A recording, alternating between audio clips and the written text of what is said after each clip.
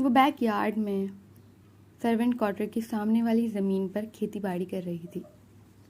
یہ زمین انہیں حویلی کی طرف سے بطور آنگن ملی تھی، جسے اس نے فارمنگ کے شوق کی نظر کیا تھا۔ اس چھوٹے سے کھیت میں ٹماٹر اور شملہ مرچ کے پودے لگے تھے، ایک طرف ہری پیاز اور لہسن، اور پیچھے 2 امرود کے درخت۔ یہ سب مہر فاطمہ کی ملکیت تھا۔ ارحام خانزادہ غصے میں وہاں آیا تھا۔ وہ سرخ و سفید شخصیت کا مالک تھا۔ جب اسے غصہ آتا تھا، چہرے کے ساتھ اس کی مغرور کھڑی ناک بھی سرخ ہو جاتی تھی۔ دیکھنا ارحام لالا، ایک دن ہم اتنا امیر ہو جائے گا کہ تم ہمارے پاس نوکری کرے گا، آیا بڑا گھمنڈی۔ وہ اداس تھی، تیز آواز میں بڑبڑا رہی تھی، جبکہ پیچھے کھڑے ارحام کے ماتھے پر بل پڑے تھے۔ محترمہ کے کیا نیک خیالات تھے، اوپر سے ایک مرتبہ پھر لالا کا ٹیگ۔ یا اللہ، ہمارا شادی ایک امیر کبیر آدمی سے کرنا، اتنا امیر کہ ارحام لالا جیسا 10 اس کے آس پاس ملازمت کرتا ہو۔ مہر نے آسمان کی طرف دیکھتے دہائی دی۔ اس کی دہائی اتنی اونچی تھی کہ ارحام نے بخوبی سنی، اور پھر ایک سرد گہری سانس لیتے سینے پر ہاتھ باندھا۔ دل تو کر رہا تھا اس کی کم عقل ٹھکانے لگائے، پر مزید اس کے خیالات جاننے میں دلچسپی ہوئی تھی۔ یا اللہ، ارحام لالا کی بیوی ایک دم کالی ہو، توے جیسا، پھر مزہ آئے گا۔ گھمنڈی اکڑو سڑو بیگن جیسا۔ اس کا بیوی بھی اس کے جیسا ہی ہوگا، بالکل اخروٹ۔ ارحام کی نظر اس کے سر سے پھسلتے دوپٹے پر پڑی تھی۔ وہ ہمہ وقت سر پر دوپٹہ لیے رکھتی تھی۔ اب سر سے دوپٹہ پھسلا تھا تو کمر سے نیچے جھولتی سنہری ریشم سے موٹی چٹیاں نظر آئی تھی، کمر پر کسی ناگن کی طرح لہراتی بل کھاتی۔ حویلی کی عورتوں کے بال بھی لمبے تھے، پر ارحام نے آج سے پہلے اتنے لمبے اور حسین بال نہیں دیکھے تھے۔ جب اچانک مہر نے دوپٹہ سر پر ڈالنے کے لیے اچھالا اور وہ ارحام کے منہ پر لگتا سر پر ٹھہر گیا۔ دوپٹے کے کنارے پر چھوٹے لٹو نما ٹسل لگے تھے جو ارحام کے ماتھے پر لگے تھے۔ بے ساختہ اس نے اپنے ماتھے کو چھوا، مہرو کی پشت کو گھورا۔ ارے یہ ٹماٹر تو بالکل سرخ ہو گیا، ارحام لالا کی طرح۔ چلو ارحام لالا کی چٹنی تو نہیں بنا سکتی، پر آج تمہاری چٹنی بنائے گا، مسکرا کر کہتی وہ ٹماٹر توڑنے لگی۔ پھر اچانک کچھ یاد آنے پر کھڑی ہوئی۔ پر اللہ، ارحام لالا ہے بہت حسین، پر ایسی حسین شکل کا کیا فائدہ جب بندے کا اخلاق اچھا نہ ہو۔ پر مجھے بھی ارحام لالا سے زیادہ خوبصورت شوہر دینا، بالکل مہروز لالا کی طرح، زیادہ ہینڈسم۔ وہ اپنی دھن میں تھی، جبکہ اس کے منہ سے مہروز کا نام سن کر ارحام کے تن بدن میں آگ لگی تھی۔ وہ غصے سے ایک قدم آگے ہوا، لیکن مہرو نے مزید قدم آگے بڑھا دیے تو ارحام کا پاؤں نیچے گیلی مٹی پر پھسلا۔ خود کو سنبھالنے کی کوشش کی، پر وہ اوندھے منہ مٹی پر گرا۔ مہر فاطمہ، جو دوسرے پودے کی طرف مڑ گئی تھی، کسی کے گرنے کی آواز پر چونک کر پلٹی۔ پلٹ کر دیکھا تو پیچھے ارحام زمین پر اوندھے منہ گرا پڑا تھا۔ ارحام کو اس حال میں دیکھ اس کے ہاتھ سے ٹماٹر اور شملہ مرچ نیچے گرے تھے۔ وہ آنکھیں پھاڑے شاکڈ کھڑی تھی۔ ارحام نے منہ مٹی سے اٹھایا اور دانت پیستے کھڑا ہوا۔ اس کے سفید کپڑے گندے ہو چکے تھے، سفید چہرے پر بھی جیسے مٹی کا ماسک لگایا تھا۔ مہرو جو شاکڈ کھڑی تھی، منہ سے ایک دم ہنسی کا فوارہ نکلا۔ وہ منہ پر ہاتھ رکھے ہنسی روکنے کی کوشش میں تھی، پر ہنس ہنس کر اس کی آنکھوں سے آنسو نکلنے لگے تھے، جبکہ ارحام کی آنکھیں غصے سے سرخ ہونے لگی تھی۔ جب اس نے غصے سے مہرو کا بازو دبوچا، پکڑ میں اتنی سختی تھی کہ مہرو کو اپنا بازو ٹوٹتے محسوس ہوا تھا۔ آہ، میرا بازو چھوڑو، مجھے درد ہو رہا ہے۔ ہنسی ایک دم تھمی، وہ کراہی تھی۔ بہت زیادہ ہنسی آ رہی ہے نا، کہتے ارحام نے اس کا بازو کمر پر لے جاتے مزید مروڑا کہ مہرو کا چہرہ ارحام کے سینے سے لگنے لگا۔ اب نہیں ہنسوں گی، میرا بازو چھوڑو، ٹوٹ جائے گا۔ پل بھر میں اس کی آنکھوں سے آنسو بہنے لگے، اس کی آنکھوں میں آنسو بھر گئے۔ تم دیکھو، میں تمہارے اس کھیت کو آگ لگوا دوں گا، میرا چہرہ دھلواؤ۔ مہرو کو بازو سے کھینچتے وہ کھیت سے باہر لایا تو مہرو روتے ہوئے پانی کی بالٹی اٹھانے لگی۔ خدا غارت کرے جو میرے کھیت پر بری نظر ڈالے، اس کا ہڈی پھسلی ایک ہو جائے۔ وہ منہ ہی منہ میں بڑبڑائی تھی، البتہ اس کی بڑبڑاہٹ اتنی تیز تھی کہ ارحام نے بخوبی سنی تھی۔ ماتھے پر بل ڈالے، البتہ اس کی بڑبڑاہٹ اتنی تیز ضرور تھی کہ ارحام نے بخوبی سنی تھی۔ ماتھے پر بل ڈالے اس چھوٹی لڑکی کو دیکھا جو کچھ زیادہ ہی سر چڑھی تھی، انتہا کی خودسر تھی۔ مہرو فاطمہ، اپنی زبان قابو میں رکھو، اگر اب میں نے تمہاری زبان سے ایک لفظ سنا تو کاٹ کے کتوں کو کھلا دوں گا۔ منہ دھوتے وہ غرایا تو مہرو سختی سے لبوں کو آپس میں پیوست کر گئی۔ ارحام اس کے مقابل آیا تھا۔ مہر فاطمہ فوراً اپنا چہرہ جھکا گئی تھی۔ ارحام نے سرد انداز میں اس کا دوپٹہ پکڑا تھا اور اس سے اپنا چہرہ صاف کرنے لگا تھا۔ مہر فاطمہ ایک بار پھر حیرت سے اسے آنکھیں پھاڑے دیکھنے لگی تھی۔ تم اپنے ساتھ زیادتی کر رہی ہو، تو اتنا مجھے اپنے خلاف کرو کہ بعد میں تمہیں اتنی ہی مشکلات کا سامنا کرنا پڑے گا۔ ارحام کے لہجے میں وارننگ تھی۔ میں نے تو بہت خلوص اور محبت سے آپ کو لالا کہا تھا، اور جب سے آپ پاکستان آیا تھا دل سے آپ کی خدمت کر رہا تھا، پر آپ نے، وہ دھیمی آواز میں کہنے لگی تھی جب ارحام نے اس کی بات قطعیت سے کاٹی، مجھ پر احسان نہیں کیا۔ خلوص اور محبت سے خدمت کرنا یہ تمہاری مجبوری اور ذمہ داری ہے، کیونکہ تم اس حویلی کی ملازمہ ہو۔ ارحام نے ملازم پر بہت زور دیا تھا۔ حویلی کا کوئی بھی فرد مجھے ملازمہ نہیں سمجھتا، سب حویلی کا فرد ہی سمجھتا ہے۔ اس کی معصوم آنکھوں سے آنسو گرنے لگے تھے۔ اس نے ارحام کے ساتھ جراح کی، جس پر ارحام تلخی سے مسکرایا۔ سب کیا سمجھتے ہیں اس سے فرق نہیں پڑتا، تم کیا ہو فرق اس سے پڑتا ہے، اور حقیقت یہی ہے کہ تم ملازمہ ہو، اور میں نے تمہیں لالا کہنے سے منع کیا تھا، تو تمہیں اتنا برا کیوں لگ رہا ہے؟ تم صاحب کہہ سکتی ہو۔ ارحام نے صاحب پر زور دیا تھا۔ مہرو کا چہرہ ہتک کے احساس سے سرخ پڑنے لگا تھا۔ آج تک کسی نے اس سے اس قدر تلخ آئینہ نہیں دکھایا تھا جو ارحام دکھا رہا تھا۔ میں نے تمہیں لالا کہنے سے منع کیا تھا، پر تم نے مہروز کو جھوٹ کہا کہ میں نے تمہیں کم حیثیت اور کم ذات کہا ہے۔ افسوس کے ساتھ تم جھوٹی بھی ہو، پر خیر تم نے جھوٹ بالکل صحیح کہا ہے۔ میں تمہارے کم حیثیت ہونے کی وجہ سے ہی تمہیں لالا کہنے سے منع کیا تھا۔ مہرو مزید سن نہیں پا رہی تھی، تبھی پلٹ کر کوارٹر کی جانب جانے لگی، جب ارحام نے ایک بار پھر اس کا ہاتھ پکڑا اور اپنی جانب کھینچا۔ وہ اس کی سینے سے ٹکرائی تھی اور غصے سے ارحام کی آنکھوں میں دیکھنے لگی تھی۔ ایک کے بعد ایک آنسو اس کی آنکھوں سے گرتا جا رہا تھا۔ اور رہی تمہارے دلی خلوص اور محبت کی بات، تو کچھ دیر پہلے میں اپنے بارے میں تمہارے نیک خیالات سن چکا ہوں۔ طنزیہ مسکراہٹ سے کہتے اس نے مہرو کا ہاتھ چھوڑا اور پلٹ گیا، جبکہ اس کی آخری بات پر مہرو کا چہرہ سفید پڑا تھا۔ کیا وہ اس کی ساری باتیں سن چکا تھا؟ اس کا دل بری طرح دھڑکنے لگا تھا، خود کو ڈھیر ساری لعنت ملامت کی کہ کیا ضرورت تھی باہر غصہ اتارنے کی، پر اب کیا ہی کیا جا سکتا تھا۔ پر ارحام کے سخت الفاظ اور تلخ لہجے نے اس کے معصوم دل کو بری طرح محسوس کے رکھ دیا تھا۔ یہ خان حویلی تھی، اقبال خانزادہ کی پشتنی حویلی۔ اقبال خانزادہ جو اس گاؤں کا سابقہ سردار تھے، پھر ان کے بعد یہ سرداری کی گدی جنید خانزادہ نے سنبھالی تھی، جو ان کے بیٹے تھے۔ اقبال خانزادہ کے 3 بیٹے تھے، بیٹی کوئی نہ تھی، اور انہیں اس بات پر بہت گھمنڈ تھا۔ انہیں بیٹیوں سے نفرت تھی، بقول ان کے بیٹیوں کی وجہ سے وراثت خاندان سے باہر جاتی تھی۔ ان کے پہلے بیٹے کا نام التمش خانزادہ تھا، جس کا ایک بیٹا تھا زاویان خانزادہ، جو جنید خانزادہ کے بعد سرداری کی گدی پر بیٹھنے والا تھا، اگلا سردار تھا۔ بزنس کی دنیا میں راج کرنے والا کون تھا جو اس کے نام سے واقف نہیں تھا؟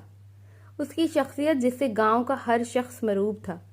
لیکن پھر 2 سال پہلے سب کچھ بدل گیا۔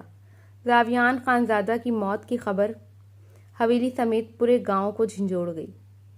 اقبال خانزادہ کے دوسرے بیٹے حمید خانزادہ، جن کا ایک بیٹا تھا مہروز، شادی کے شروع میں ان کی بیوی 3 بار حاملہ ہوئی تھی، لیکن ان کا حمل ضائع ہو گیا تھا۔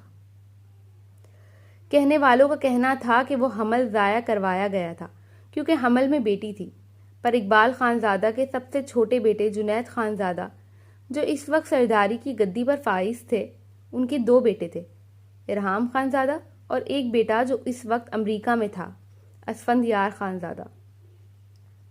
ارحام خان زادہ امریکہ سے تعلیم حاصل کر کے آیا تھا، اس کا بزنس بھی امریکہ میں تھا، لیکن پاکستان آنے کی ایک بہت خاص وجہ تھی۔ اس کے اچانک پاکستان آنے پہ سب سے زیادہ دھچکا حمید خان زادہ کو لگا تھا۔ حویلی میں بہت سارے ملازم تھے، لیکن ان سب ملازمین میں سب سے خاص مہر فاطمہ تھی۔ مہر فاطمہ کی ماں اسے پیدا کرتے ہی مر گئی تھی، اسی وجہ سے حمید خان زادہ نے اسے اپنی بیوی کی جھولی میں ڈالا تھا۔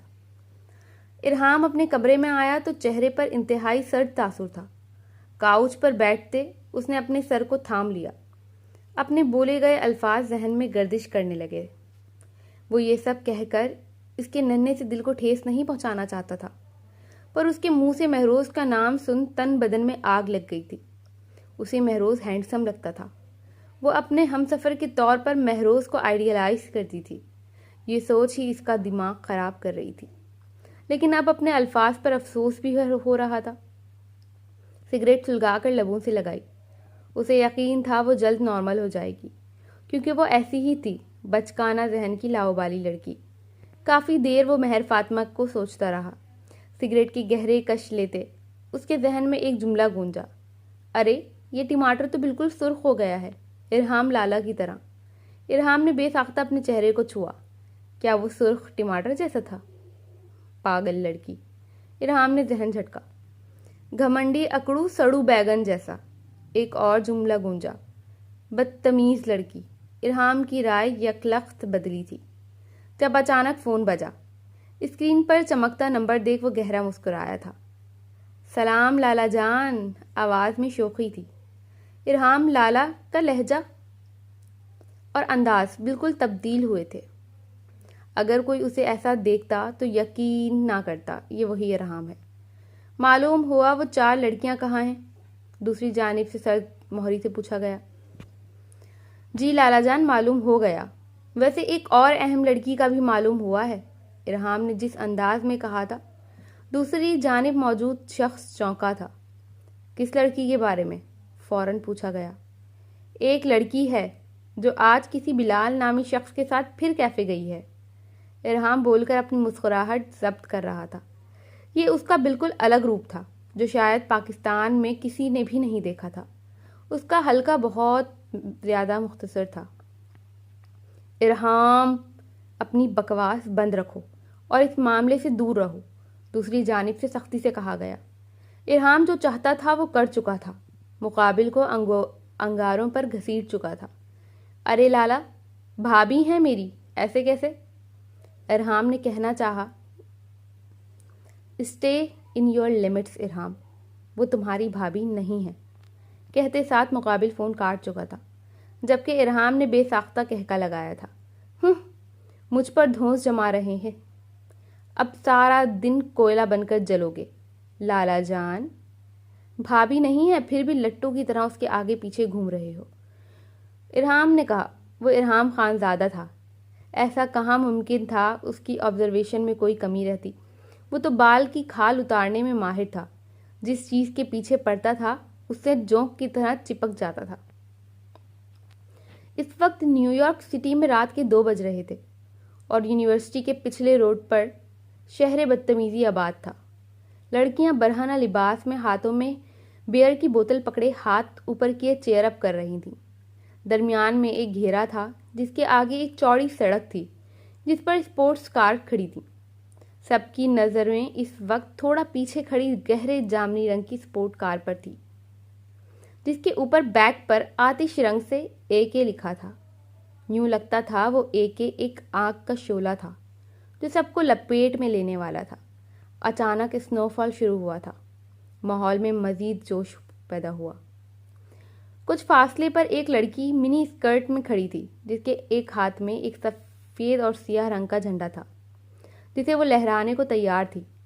پھر کاؤنٹ ڈاؤن شروع ہوا اور پھر وہ جھنڈا لہرایا گیا۔ جھنڈا لہراتے ہی یوں لگا جیسے ایک طوفان اور زلزلہ گزرا ہو۔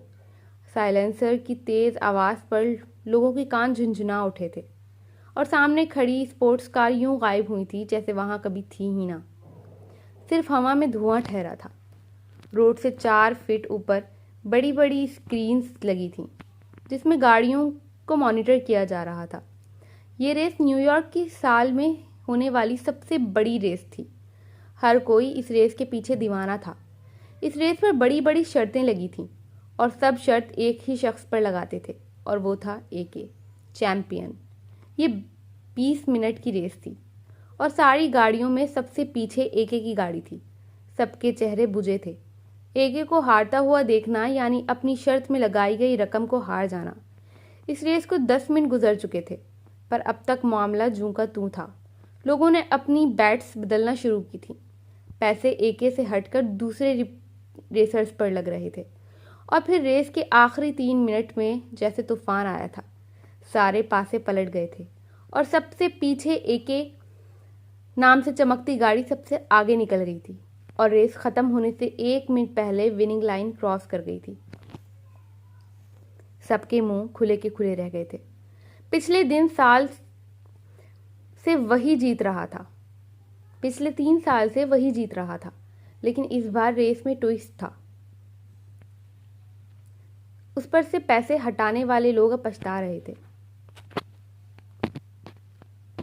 گاڑی کا دروازہ کھلا تھا اور وہ حسین نوجوان اندر سے باہر نکلا تھا۔ بلیک کارگو جینز اور اسی پر بلیک سیاہ جاگرز، اوپر سیاہ ٹی شرٹ جو اس کی کثرتی وجود سے چپکی ہوئی تھی۔ اس کے جسم کے بے شمار کٹس اس کے چلنے اور ہلنے کے باعث نمایاں ہو رہے تھے۔ یوں لگتا تھا اس نے اپنی زندگی کا آدھا وقت اپنی باڈی بنانے پر لگایا تھا۔ سیدھے ہاتھ میں سیاہ رنگ کے 2 بریسلیٹ تھے اور الٹے ہاتھ میں سپورٹ واچ۔ اس کے بال کندھے پیچھے کی جانب ہوئے تھے، آدھی پونی بندھی تھی اور باقی کھلے گردن پر لگ رہے تھے۔ بائیں آئی برو پر باریک چوٹ کا نشان تھا جو دیکھنے میں تراشا ہوا کٹ لگتا تھا۔ گلے میں سلور موٹی چین تھی اور بائیں کان میں سلور باریک بالی۔ آنکھیں سیاہ رنگ کی تھیں، البتہ رنگ و روپ سرخ و سفید تھا جو اسنو فال کی ٹھنڈ کی وجہ سے مزید سرخ پڑنے لگا تھا۔ چہرے پر ہلکی بیئرڈ تھی۔ لڑکیاں دیوانوں کی طرح اس کا نام پکار رہی تھیں۔ وہ دکھنے میں بالکل بیڈ بوائے تھا اور شاید حقیقت میں بھی وہ ایک خطرناک ویلن۔ اس کی عمر محض 24 سال تھی۔ اس نے پلٹ کر مسکراتے لڑکیوں کی جانب ہاتھ ہلایا تھا۔ وہ فلرٹ تھا لیکن دور دور سے۔ لڑکیوں میں کوئی خاص دلچسپی نہیں تھی پر اپنی جانب بڑھنے والی لڑکی کو وہ روکتا بھی نہیں تھا۔ پر اس ماحول میں رہتے بھی لڑکیوں کی خواہش اور کوشش کے باوجود وہ آج تک کسی لڑکی کے ساتھ فزیکل نہیں ہوا تھا۔ وہ وننگ ٹرافی کی جانب بڑھا۔ ٹرافی کے ساتھ اسے $5,00,000 کا انعام ملا تھا، جبکہ دور کھڑی گاڑی میں ایک بیٹھا شخص انگارے چبا رہا تھا۔ انگارہ آنکھوں سے اسے وننگ بینچ پر کھڑا دیکھ رہا تھا۔ گاڑی چلاؤ، AK کے اپارٹمنٹ چلو، وہ شخص شدید غصے سے بولا۔ دوسری جانب لڑکیاں جو AK کے گزرنے کا انتظار کر رہی تھیں وہ اسے پچھلی جانب جاتے دیکھ اداس ہوئی تھیں۔ اپنے دوست کی جانب بڑھتے AK نے بیئر کا کین لیا اور ہونٹوں سے لگاتے جیب سے موبائل نکالا۔ اس کے ماتھے پر ہلکا پسینہ تھا۔ اتنی ٹھنڈ میں بھی پسینہ؟ خیریت؟ AK کے دوست نے پوچھا۔ گرم خون ہے نا میرا، یہ نیو یارک کی سردی کچھ اثر نہیں کرتی، مسکراتے جواب دیا۔ البرٹ تمہارے اپارٹمنٹ میں گیا ہے، اس کے دوست کے کہنے پر AK کی مسکراہٹ مزید گہری ہوئی۔ چلو پھر اسے انتظار کرواتے ہیں، پہلے باہر اچھا سا ڈنر کرتے ہیں پھر گھر جائیں گے، وہ کہتے اپنی گاڑی میں بیٹھ چکا تھا۔ جیت مبارک ہو چیمپ۔ اس کے فون پر 3 میسج جگمگائے تھے۔ وہ تینوں کے میسج ایک ساتھ دیکھ بے ساختہ ہنسا تھا۔ کیا وہ لوگ یہ میسج کر کے ثابت کرنا چاہتے تھے کہ وہ اس پر نظر رکھتے ہیں؟ سر جھٹکتے وہ ہوٹل کی جانب بڑھ گیا۔ تم اتنی سڑو کیوں ہو عبیر؟ اس کی دوست جھنجھلائی تھی۔ عبیر نے غصے سے نگاہ اٹھا کر اسے دیکھا۔ کیونکہ وہ غصے سے کچھ کہنے لگی تھی کہ لب بھیج گئی۔ تمہیں جانا ہے تم جاؤ، میں منع نہیں کر رہی، پر مجھ سے امید مت رکھنا کہ میں جاؤں گی، میرے پاس ٹائم نہیں ہے، مجھے پڑھنا ہے، وہ سخت غصے میں بولی۔ یو نو واٹ عبیر، میں پاگل ہوں جو ہر بار تمہارے سر پر آ کر تمہارے ساتھ سر پھوڑنے آ جاتی ہوں۔ سیمسٹر میں ابھی 2 ماہ باقی ہیں، تمہیں جانا نہیں ہے تو صاف انکار کر دو، پر پڑھائی کا بہانہ مت کرو، اس کی دوست نے کہا تو عبیر نے کچھ لمحے اپنی کتابوں کو دیکھا، پھر نظر اٹھا کر اپنی دوست کو، نہیں جانا، بس اب مجھ سے زیادہ بحث مت کرنا۔ عبیر کے جواب پر اس کی دوست صبا کچھ لمحے اسے دیکھتی رہی، پھر گہری سانس لی۔ ٹھیک ہے، تم اپنی پڑھائی کرو، آئی پرومس آئندہ کبھی تمہیں جوائن کرنے کا نہیں بولوں گی۔ اس کے بعد صبا وہاں سے چلی گئی، جبکہ عبیر کی ماں جو باہر کھڑکی پر تھی نم آنکھوں سے کمرے میں جھانکا۔ آواز اپنی بیٹی کو سر جھکائے دیکھا تو رہا نہ گیا۔ تم چلے جاؤ عبیر، میں پیسے دے دوں گی تمہیں، میرے پاس کچھ سیونگز ہیں، عبیر کی ماں نے کہا۔ ضرورت نہیں ہے ماما، میں یونیورسٹی پڑھنے گئی ہوں، نہ کہ گیدرنگز جوائن کرنے، ویسے بھی ہر 2 سے 3 ماہ بعد کوئی نہ کوئی پارٹی ہوتی ہے، یہ سب امیروں کے چونچلے ہیں، آپ ایک بار پیسے دے دیں گی، اگلی بار کہاں سے دیں گی؟ عبیر کے سوال پر اس کی ماں لب بھیج گئی۔ عبیر صحیح کہہ رہی تھی، اپنے باپ کی پینشن پر بمشکل گھر چلتا تھا، پھر عبیر کے یونیورسٹی آ جانے کا کرایہ، وہ تو شکر تھا اس کے والد کے دوست یونیورسٹی میں پروفیسر تھے، ان کی سفارش اور عبیر کی اعلیٰ کارکردگی کو دیکھتے عبیر کو 70% اسکالرشپ پر ایڈمیشن مل گیا تھا۔ میں نے آپ سے کہا تھا ماما، میں امیروں کی یونیورسٹی میں نہیں پڑھنا چاہتی، ان کے ساتھ رہتے مڈل کلاس لوگوں کے شکر کا گراف کم ہو جاتا ہے، پر آپ نہیں مانی۔ عبیر نے تلخی سے کہا، تم باہر آ جاؤ، میں کھانا دیتی ہوں، تمہاری پسند کی کڑھی بنائی ہے، عبیر کی ماں کہتے ساتھ کمرے سے نکل گئی۔ عبیر نے کچھ لمحے کمرے کے خالی دروازے کو دیکھا، پھر اکتاہٹ سے کتابیں بند کر دیں۔ الماری کھول کر اپنا والیٹ نکالا، کھول کر دیکھا تو اندر 12,000 روپے تھے، اور ان کی پارٹی کی انٹری فیس ہی 25,000 تھی، جو باقی سب کے لیے تو معمولی تھی، پر یہ عبیر جانتی تھی کہ اس کے لیے کتنی بڑی رقم تھی۔ وہ پچھلی بار بھی پارٹی میں جانا چاہتی تھی، پر ٹکٹ فیس نہ ہونے کی وجہ سے نہیں گئی تھی، لیکن جب سے پیسہ جمع کرنا شروع کیے تھے تاکہ اگلی بار جا سکے، پر اس بار بھی پیسے نامکمل تھے۔ ایسا نہیں تھا کہ اس کے دوست نہیں دے سکتے تھے، اس کے دوستوں نے کئی بار کہا تھا کہ ٹکٹ وہ دے دیں گے، پر اس کی خودداری کو یہ گوارا نہیں تھا، اس لیے اپنی پڑھائی کو اس نے بہانہ بنا لیا تھا۔ وہ بے بسی سے مسکرائی تھی، اسے اپنے بابا کا جملہ یاد آیا تھا، وہ کہتے تھے حالات ہمیشہ ایک جیسے نہیں رہتے۔ اسے یقین تھا اس کے حالات بھی بدل جائیں گے، پر نہیں جانتی تھی ایک انجانا طوفان جو اس کی زندگی کو لپیٹ میں لینے والا تھا۔ کیا لگتا ہے گائس، اے کے کون ہے؟ کیا اے کے ولن ہے یا ہیرو؟ کمنٹ میں اپنی رائے کا اظہار ضرور کریے گا۔ 500 سبسکرائبرز پورے ہونے پر لانگ نہیں ایکسٹرا لانگ ایپی، اس لیے چینل کو لازمی سبسکرائب کریں